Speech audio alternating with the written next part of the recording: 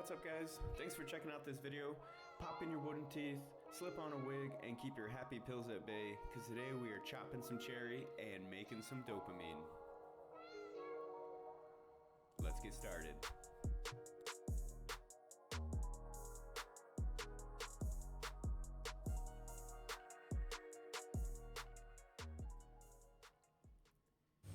Starting with a piece of cherry that is 96 inches long, 5.5 inches wide, and 3/4 of an inch thick, we will cut it in half to make life easier on the table saw when we rip this puppy down to 4 inches wide. The leftover strip will later be used to create our double bonds within our hexagon, or aromatic ring if you will. Here I'm chopping the boards down into 11 manageable pieces to angle cut on the table saw. Make them slightly larger than your final length. The length isn't that important, just be sure to make them all uniform. My final length is about 7 3/4 of an inch. To find the angle needed, we'll sadly do some math. Using this awesome publishing from the Pennsylvania Department of Education, we see that to find any angle on any equally sided polygon, we just plug our number of sides in for n. Since we are working with a hexagon, we just plug in 6 and do 6 minus 2 times 180 divided by 6 to get 120 degrees. We divide this by 2 and we get our cut angle of 60 degrees. You can see it works the same for any shape, like a pentagon for example.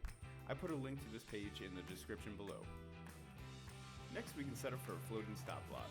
The wood clamp to the fence is actually not necessary, I'm just an idiot. Set the fence so that the blade will take off just what you need.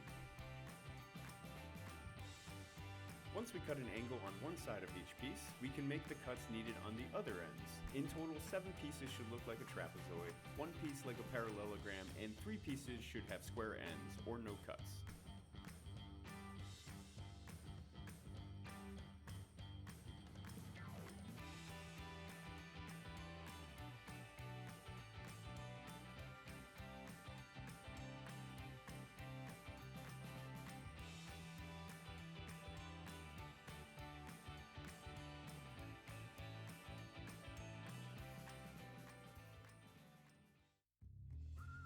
Next, we need to mark our lines for the biscuit slats.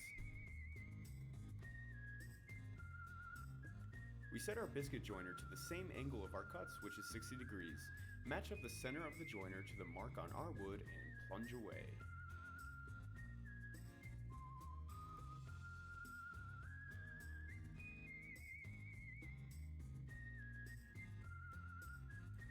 Three of our pieces need a biscuit slat on the face side so our carbon bonds can meet.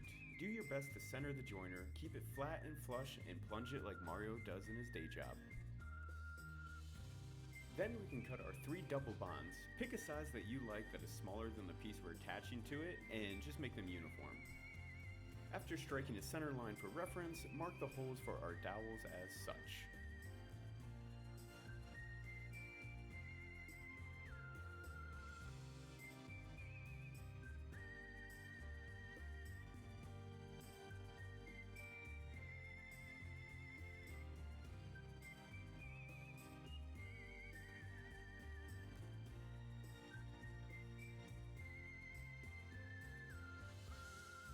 If you have a drill press, set a stop depth and drill like you're a leader of OPEC.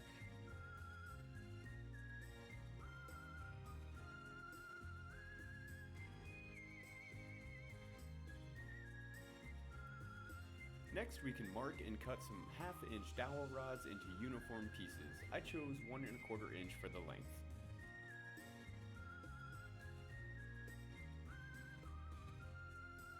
Time to sand. Start at 80 grit and work up to a finishing 220 grit.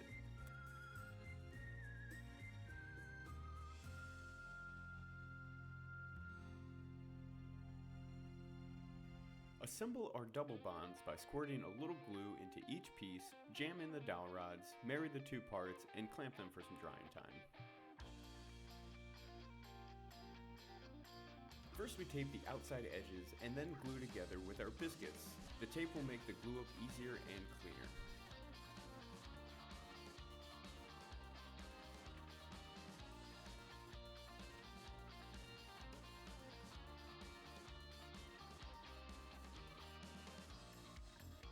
We will use a ratchet strap as our clamp. I use cardboard on the corners to prevent any damage while tightening. I erroneously glued this up backwards, which caused one of the face joints to be in the wrong spot. So I'll correct this by busting the biscuit joiner back out and then filling in the unwanted void with glue and sawdust. It takes me back to my sandwich artistry days at Subway. Man, I hated making that tuna fish salad.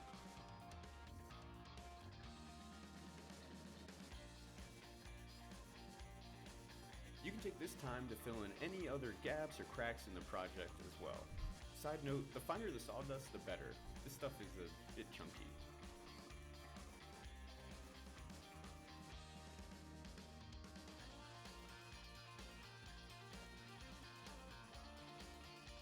Let it dry and then give a light sand to smoothen the edges and the tuna fish wood filler. Now we get to the awkward clamping portion of the project. The three main bonds coming from our aromatic ring worked pretty good, but the two additional pieces to be attached required some luck and creative thinking. If you have any good, cost-effective ideas on how to surefire clamp these parts together, definitely let me know in the comment section.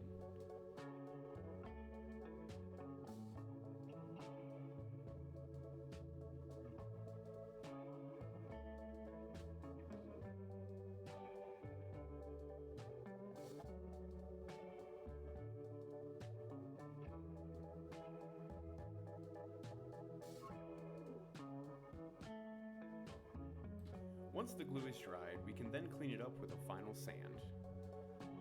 Before applying finish, I wipe everything down with mineral spirits and let it flash dry. I'm still exploring the myriad of finishing options out there, but I've been liking this tung oil lately. And yes, I know that it's not actually tung oil, it's just a jug of chemicals sold by the big box store, but honestly I'm too ignorant to know the true difference at this point. If you would have used a different finish on this project, please let me know why in the comments.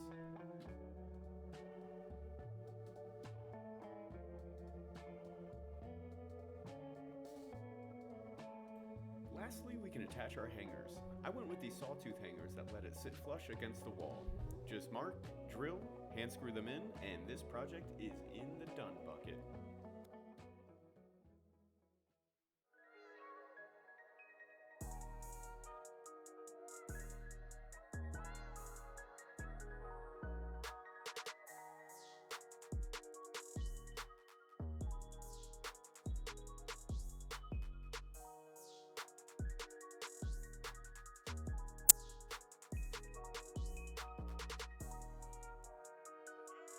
Thanks for checking this video out, guys. I hope you liked it. If you did, please give a thumbs up and consider subscribing to check out future videos.